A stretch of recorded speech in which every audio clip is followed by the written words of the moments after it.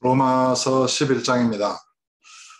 참으로 이 로마서 11장은 유대인과 이방인, 인류를 구원하시는 아버지의 그런 구원의 경륜과 섭리에 대해서 그 측량할 수 없는 지혜에 대해서 이렇게 기록되어 있습니다. 그러므로 내가 말하노니 하나님이 자기 백성을 버리셨느냐? 그럴 수 없느니라. 나도 이스라엘인이요 아브라함의 씨에서 난 자요 베냐민 지파라. 하나님이 그 미리 하신 자기 백성을 버리지 아니하셨나니 너희가 성경이 엘리야를 가리켜 말한 것을 알지 못하느냐. 그가 이스라엘을 하나님께 고발하되 주여 그들이 주의 선지자들을 죽였으며 주의 제단들을 헐어버렸고 나만 남았는데 내 목숨도 참나이다 하니 그에게 하신 대답이 무엇이냐. 내가 나를 위하여 바알에게 무릎을 꿇지 아니한 사람 7,000명을 남겨두었다 하셨으니 그런즉 이와 같이 지금도 은혜로 택하심을 따라 남은 자가 있느니라. 이스라엘의 아버지의 은혜로 택하심을 따라 남은 자가 있다는 것입니다. 만일 은혜로 된 것이면 행위로 말미암지 않으니 여기서 은혜와 행위가 서로 이렇게 대척점에 서 있습니다. 행위로 한다는 것은 인간의 자기의 의를 세우는 것이고 자기의 공로를 주장하는 것이고 인간의 노력에 의해서 구원에 이르는 그것을 말합니다. 그래서 율법의 행위는 인간의 행위의 의를 말하는 것이고 율법의 행위로는 구원에 이를 수 없습니다. 은혜로 됐다는 것입니다. 은혜로. 그래서 은혜로 된 것이면 행위로 말미암지 않으니 그렇지 않으면 은혜가 은혜되지 못합니다. 저와 여러분이 예수님을 믿고 구원을 얻게 된 모든 것이 아버지의 은혜로 되어진 것입니다. 우리가 보고 듣고 복음을 들었고 들을 수 있는 것, 복음을 이해하고 깨달을 수 있는 지혜와 총명, 우리의 마음으로 주님을 영접하고 결정하고 또 우리가 성경을 읽고 또 우리가 교회에 출석하고 또 예배에 참석하면서 받는 모든 것들이 아버지의 은혜로 되어졌다는 것입니다. 스스로 이렇게 태어나고 싶어서 태어난 사람이 있습니까? 스스로 태어날 능력을 가진 사람이 있습니까? 아버지의 은혜로 은혜 가운데 육체로 태어났고 스스로 거듭날 수 있는 사람이 있습니까? 아버지의 은혜로 주의 말씀과 성령으로 거듭나게 된 것입니다. 은혜로 된 것입니다. 그러니까 모든 것이 은혜인 것입니다. 만일 은혜로 된 것이면 행위로 말미암지 않으니 그렇지 않으면 은혜가 은혜되지 못하느니라. 그런즉 어떠하냐? 이스라엘이 구하는 것을 얻지 못하고 오직 택하심을 입은 자가 얻었고 그 남은 자들은 우드라에 잤느니라. 기록된 바 하나님이 오늘까지 그들에게 혼미한 심령과 보지 못할 눈과 듣지 못할 귀를 주셨다함과 같으니라. 하나님께서 혼미한 심령을 주셨으면 복음을 거절할 수밖에 없는 것입니다. 하나님께서 보지 못할 눈과 듣지 못할 귀를 주셨으면 복음을 들어도 듣지 못하는 것입니다. 보아도 볼 수 없는 것입니다. 그런데 저와 여러분은 들을 귀를 가졌고 볼 수 있는 눈을 가졌고 마음의 죄인됨을 깨닫고 회개할 수 있었습니다. 이것이 아버지의 은혜입니다. 주님의 은혜인 것입니다. 성령께서 주시는 은혜였던 것입니다. 또 다윗이 이르되 그들의 밥상이 올무와 덫과 거치는 것과 보응이 되게 하시옵고 그들의 눈은 흐려보지 못하고 그들의 등은 항상 굳게 하옵소서 하였느니라. 이게 다윗의 기도에 따라서 하나님께서는 이스라엘에 대하여 오늘까지 혼미한 심령을 주셨고 보지 못할 눈을 주셨고 듣지 못할 귀를 주셨다는 것입니다. 그래서 그들은 복음을 거절하고 또 예수 그리스도를 믿을 수 없었던 것입니다. 그러므로 내가 말하노니 그들이 넘어지기까지 실조가 있느냐? 그럴 수 없느니라. 여기서 넘어지기까지 실조가 있느냐? 그러니까 하나님 앞에 완전하게 버림을 당한 것이냐? 이런 의미겠죠. 그렇지 않다는 것입니다. 그들이 넘어짐으로 구원이 이방인에게 이르러 이스라엘로 식인하게 함이니라. 그러니까 이스라엘에서 구원이 이방인으로 흘러 넘어가기 위해서 또 그래서 이방인에게 구원이 이르러서 이스라엘로 식인하게 하기 위해서 그러셨다는 것입니다. 그러면서 그들의 넘어짐이 세상의 풍성함이 되며 그들의 실패가 이방인의 풍성함이 되거든. 하물며 그들의 충만함이리요. 그래서 그들에게 구원의 가능성이 아직 남아있고 열려있다는 것을 지금 말씀하는 것입니다. 내가 이방인인 너희에게 말하노라. 내가 이방인의 사도인 만큼 내 직분을 영광스럽게 여기노니 이는 혹 내 고륙을 아무쪼록 시기하게 하여 그들 중에서 얼마를 구원하려 함이라. 이스라엘의 구원을 말하고 있잖아요. 시기 나게 해서. 그들을 버리는 것이 세상의 화목이 되거든 그 받아들이는 것이 죽은 자 가운데서 살아나는 것이 아니면 무엇이리요. 그래서 죽은 자 같은 그런 이스라엘도 결국에는 이렇게 주의 은혜로 말미암아 아버지의 은혜로 말미암아 살아나게 될 것입니다. 이 부분은 좀 해석하기가 쉬운 문장이 아닙니다. 그래서 넘어가겠습니다. 제사는 처음 익은 곡식가루가 거룩한 즉 떡덩이도 그러하고 뿌리가 거룩한 즉 가지도 그러하니라. 또한 가지 얼마가 꺾이었는데 돌 감람나무인 내가 그들 중에 접붙임이 되어 참 감람나무 뿌리의 진액을 함께 받는 자가 되었은즉 그 가지들을 향하여 자랑하지 말라.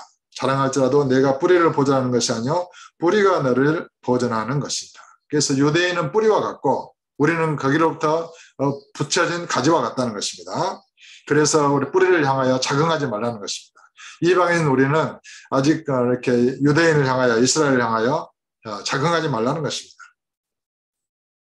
옳도다. 그들은 믿지 아니함으로 꺾이고 너는 믿음으로 섰느니라. 높은 마음을 품지 말고 도리어 두려워하라. 하나님의 원 가지들도 아끼지 아니하셨은즉 너도 아끼지 아니하시리라. 그러니까 예수를 믿어서 구원 얻었다고 그래서 우리가 이스라엘을 이렇게 비방하고 이스라엘을 멸시하고 스스로 우리를 높이 생각하고 이렇게 자긍하지 말라는 것입니다. 이스라엘의 꺾임으로 우리가 구원을 얻었으니까 이스라엘을 긍휼히 여기고 주의 사랑으로 그들의 구원을 위하여 기도하는 것이 마땅할 것입니다.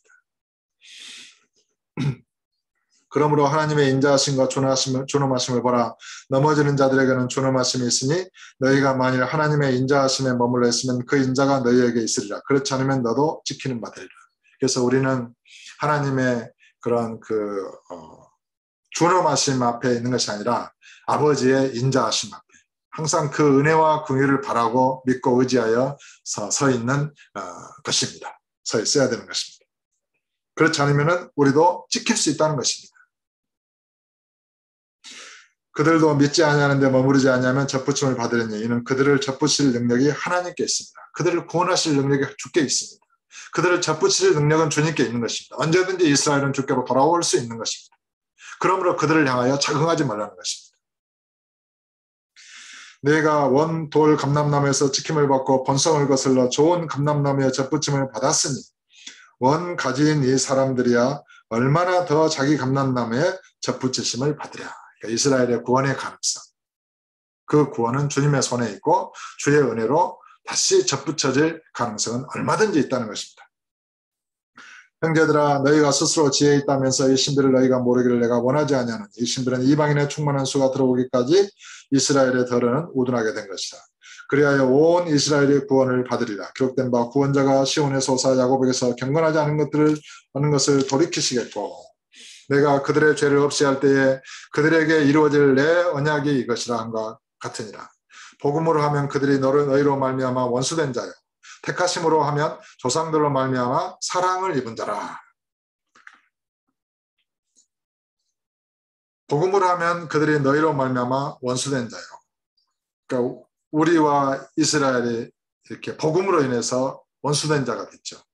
이스라엘은 예수 그리스도를 거절하고 또 예수 그리스도를 십자가에 못 박는데 이렇게 내어줬고 우리는 예수 그리스도를 믿음으로 구원을 얻었고 그러니까 이제 복음으로 인해서 예수를 안 믿는 그들은 정말 우리가 예수 그리스도의 아버지를 여호와를 아버지라 부르고 그러니까 얼마나 참 그러겠어요. 그들의 입장에서.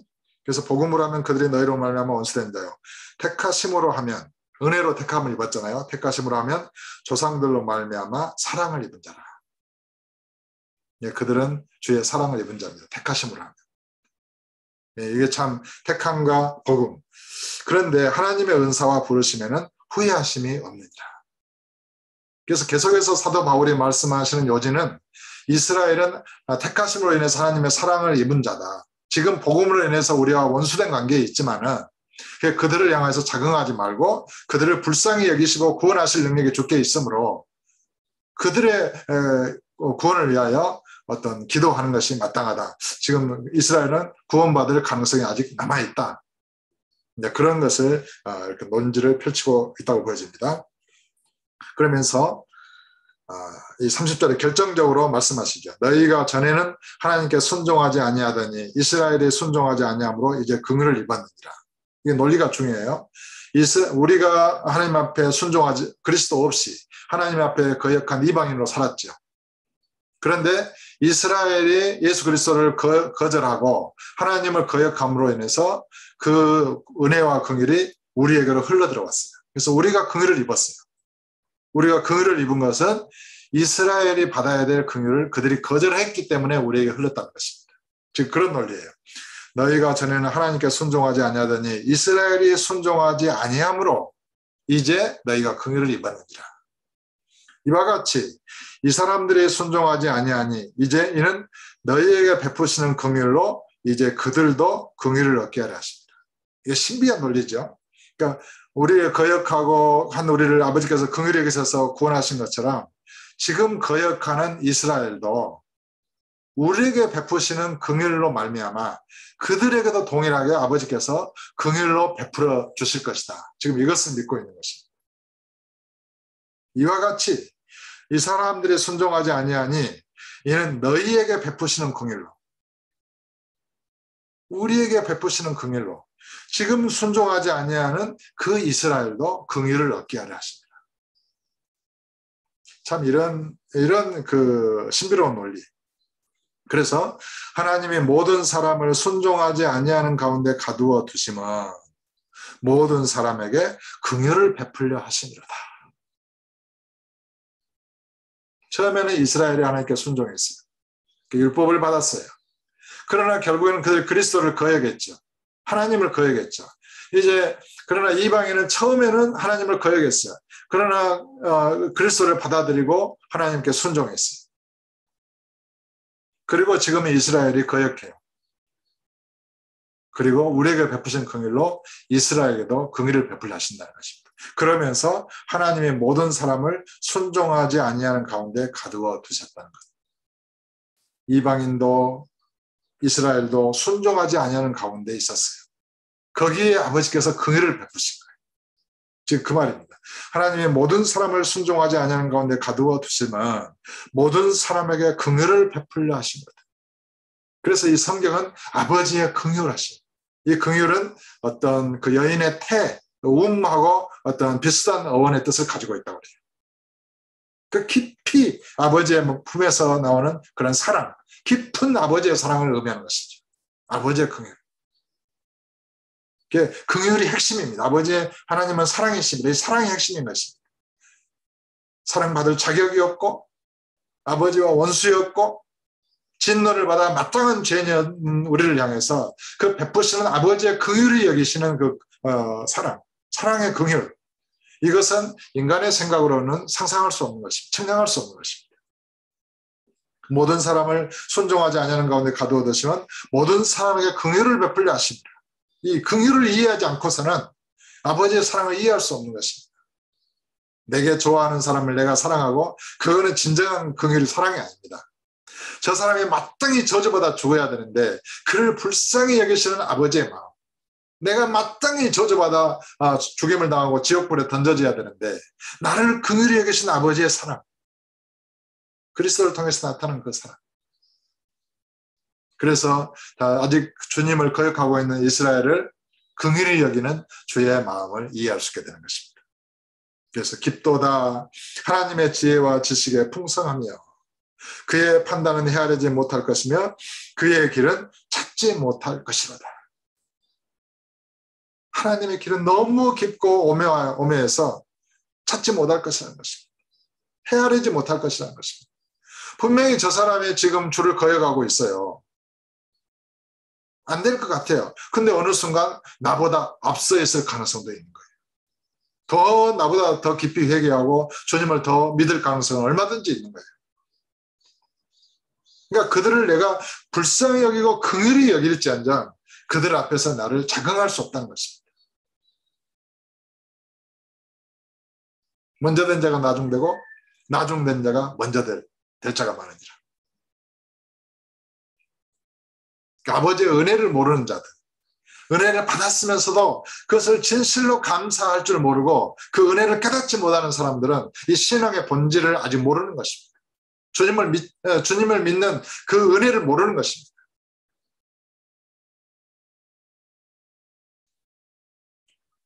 깊도다 하나님의 지혜와 지식의 풍성하며 그의 판단을 헤아리지 못할 것이며 그의 길은 찾지 못할 것이로다. 누가 주의 마음을 알았느냐? 누가 그의 모사가 되느냐? 누가 주께 먼저 드려서 갚으심을 받겠느냐? 모든 것이 아버지의 은혜로 먼저 주어진 것입니다. 인간은 아버지께서 주지 않으신 것은 아무것도 받을 수 없는 것입니다. 이는 만물이 주에게서 나오고 만물이 주님께로부터 주어졌습니다. 주로 말미암고 주에게로 돌아갑니다. 그에게 영광이 세세에 있을지어다. 아멘. 그래서 오늘도 아버지의 긍휼히 여기신 그 사랑을 알고 그 사랑을 믿고 왜 아버지께서 그렇게 나를 긍휼히 여기시고 사랑하셨는가? 나를 그렇게 불쌍히 여기셨는가?